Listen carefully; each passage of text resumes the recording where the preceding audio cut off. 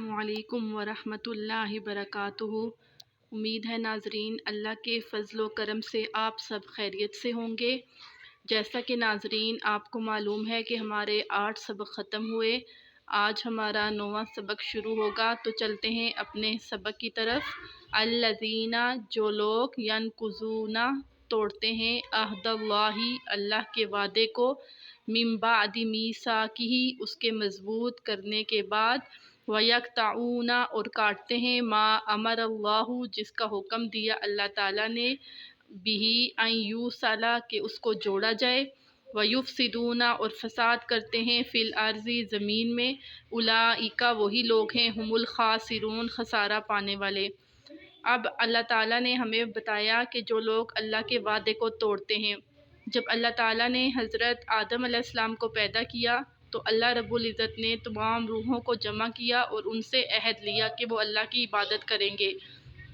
پھر اس کے بعد جب دنیا میں پیدا کرنا شروع کیا تو اللہ تعالیٰ نے انسان کو وہ عہد یاد دلایا کہ تم سے عہد لیا گیا تھا۔ وَيَقْطَعُونَ مَا أَمَرَ اللَّهُ، اور کاٹتے ہیں جو اللہ نے حکم دیا۔ اس سے مراد یہ ہے کہ وہ رشتہ داروں کے ساتھ حسن سلوک نہیں کرتے۔ رشتہ داروں کے ساتھ حسن سلوک کا حکم دیا گیا ہے، اپنے ماں باپ کے ساتھ، اپنے بہن بھائیوں کے ساتھ، اپنے نانا نانی، دادا دادی، چاچو ماموں، جن رشتوں کے بارے میں اسلام نے حکم دیا ہے ان کے ساتھ حسن و سلوک کرو، تو وہ ان کے ساتھ حسن و سلوک نہیں کرتے بلکہ اس تعلق کو توڑتے ہیں۔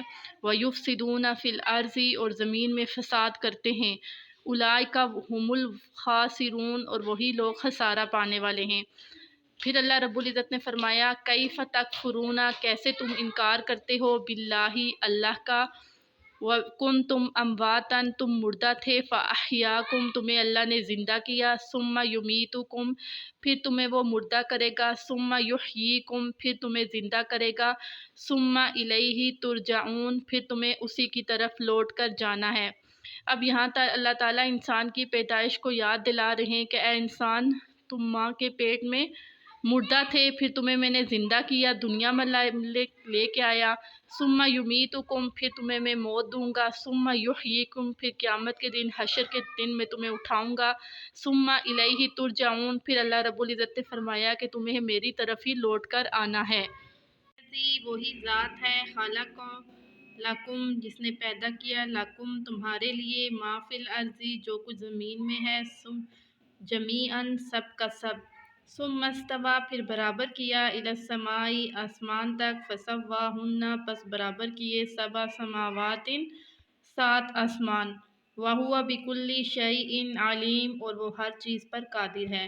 اب اللہ رب العزت فرماتے ہیں کہ میں نے تمہارے لیے زمین کو پیدا کیا اور زمین کے اندر طرح طرح کی نعمتیں تمہارے لیے رکھی، پھر پے در پہ آسمان کو کھڑا کیا بغیر ستونوں کے، تو تم اب اللہ کی ان نعمتوں پر غور کرو کہ جب اللہ تمہیں دنیا میں ایسی نعمتیں دے سکتا ہے تو قیامت کے دن اللہ تعالیٰ تمہارا ان نعمتوں کا حساب بھی لے گا۔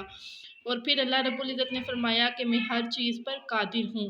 تو نعمتیں یاد دلانے کا مقصد یہی ہے کہ اے انسان، تو اپنی پیدائش پر غور کر، اپنی نعمتوں پر غور کر۔